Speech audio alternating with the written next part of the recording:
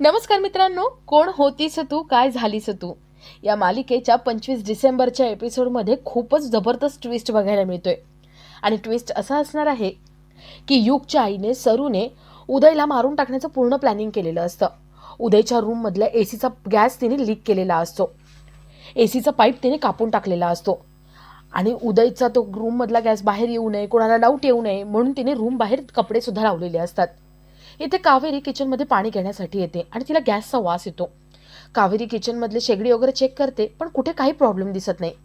कावेरी प्रत्येकाच्या रूममध्ये चेक करायला जाते आणि तिचं लक्ष उदयच्या रूमकडे जातं. उदयच्या रूम बाहेर कपडे लावलेले दिसतात.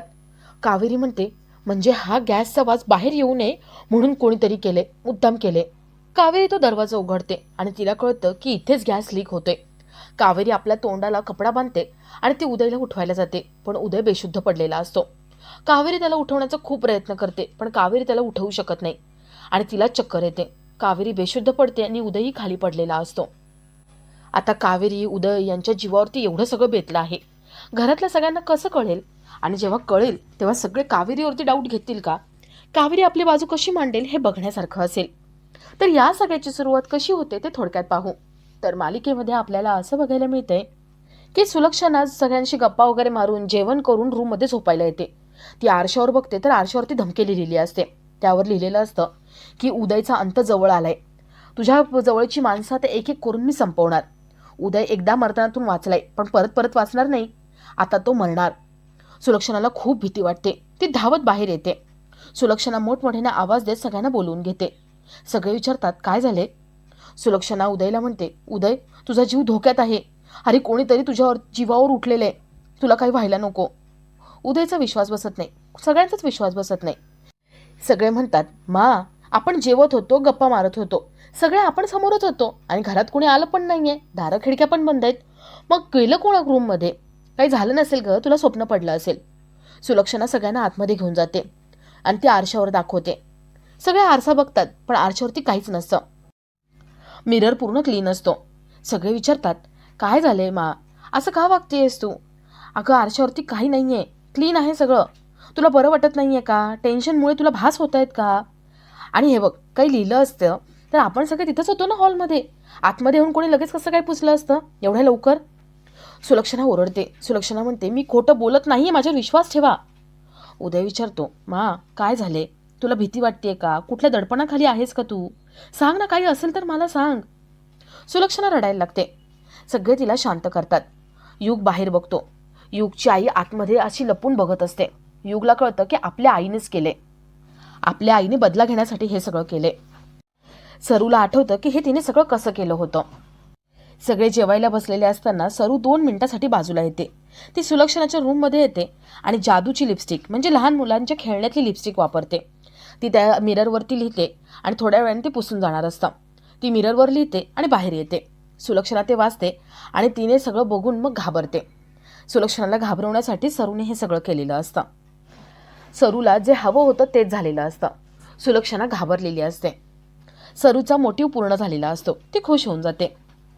तर थोड्या वेळाने कावेरी सुलक्षणाकडे येते. ती सुलक्षणाला विचारते, मा काही झालंय का? तुम्हाला काही मला सांगायचंय का? सुलक्षणाला कावेरीला सगळं सांगून टाकावं असं वाटतं पण तेवढ्यात तिथे सरू येते. सुलक्षणा गप्प होऊन जाते. सरू मुद्दामच सुलक्षणाला काय मगाशी झालं होतं, काय आरशावर लिहिलं होतं हे असं फालतू काहीही बडबड करते, जेणेकरून तिला सुलक्षणाच्या मनात किती भीती आहे हे जाणून घ्यायचे असते.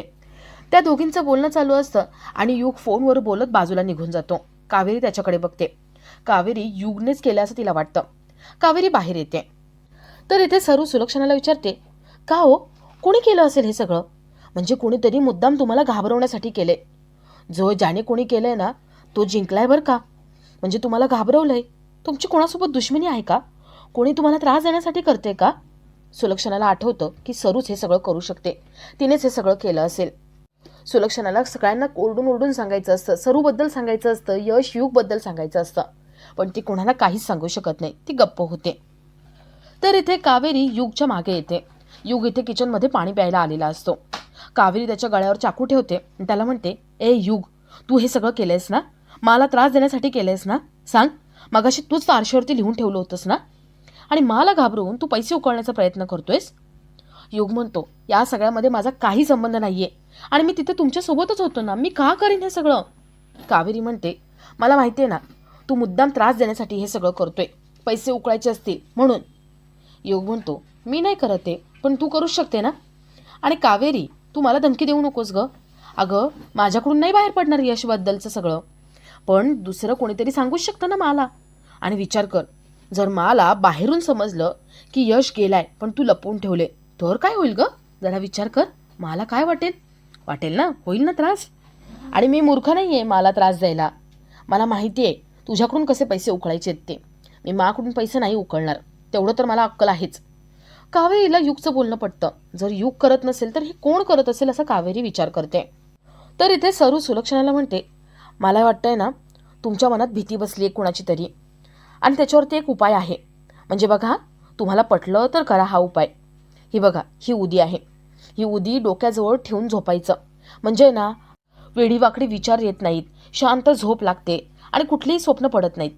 म्हणून ना ही उदी आपल्या उशाखाली घेऊन झोपा. म्हणजे कसं आहे, झाला तर फायदाच होईल, नुकसान तर काही होणार नाही ना. सुलक्षणा थोडा विचार करते. सुलक्षणाला वाटतं की ही बाई आपल्या एवढ्या भल्याचा विचार करते आणि आपण उदी ठेवायला काही हरकत नाहीये. सुलक्षणा ती उदी घेते आणि सरूला ती थँक्यू म्हणते. सरू तिथून निघून जाते. सरू जात नाही, ती लपून सगळं बघत असते.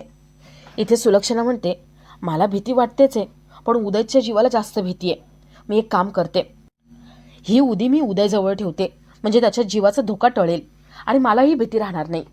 मला चांगलंच आठवते, मगाशी कोणीतरी आरशावरती लिहून ठेवलं होतं आणि ते कोणी लिहिलं असेल हे पण मला माहिती आहे. माझ्यापेक्षा या उदीची गरज उदयला जास्त आहे, मी त्याच्याजवळच ठेवते. सुलक्षणा उदयच्या रूममध्ये ती उदी ठेवायला जाते. युगची आई हे सगळं लांबून बघत असते. ती मनात म्हणते, मला वाटलं होतं तेच झालं. सुलक्षणा, तू माझ्या जाळ्यात पुरती अडकली. मला माहिती होतं, मी तुला उदी दिली की तू बरोबर ती त्याला नेऊन देणार, उदयला नेऊन देणार.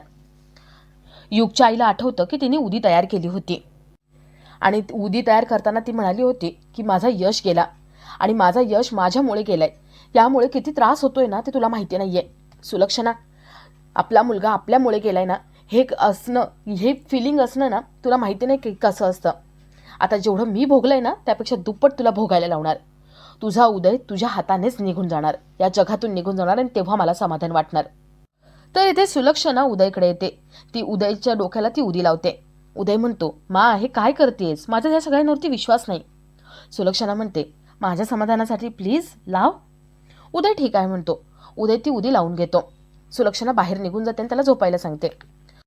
उदय पुन्हा झोपून जातो. युगची आई त्यांच्यावरती वॉच ठेवूनच असते.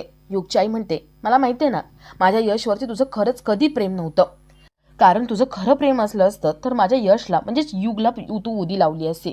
पण तू आधी कोणाला उदी लावायला आली? उदयला. म्हणजे त्याच्यावरती प्रेम आहे. आता तुझा उदय मी मारून टाकणार. उदय तो अजिबात उठणार नाही या सगळ्यातून. मग तुला कळेल तुझ्यामुळे तुझा मुलगा गेल्यावरती काय वाटतं ते. सरू थोडा वेळ वाट बघते आणि उदय गाढ झोपी गेल्यावरती ती आतमध्ये येते.